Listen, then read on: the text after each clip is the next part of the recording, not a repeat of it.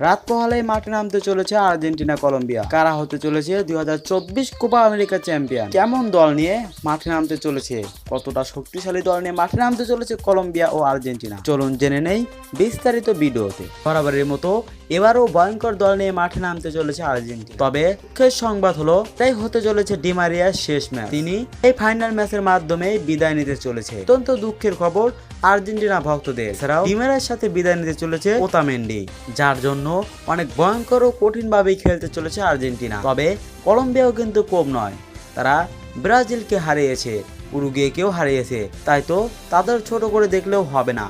অনেক ভয়ঙ্কর দল নিয়েই এবার মাঠে নামতে চলেছে কলম্বিয়া। তবে দেখা যাক কি হয় কাল সকালে কারা জেতে। বাংলাদেশ টাইম সকাল 6টায় মাঠে নামবে আর্জেন্টিনা ও কলম্বিয়া। তো বন্ধুরা, কারা হতে চলেছে 2024 কোপা আমেরিকা চ্যাম্পিয়ন? অবশ্যই কমেন্ট বক্সে জানিয়ে যাবেন।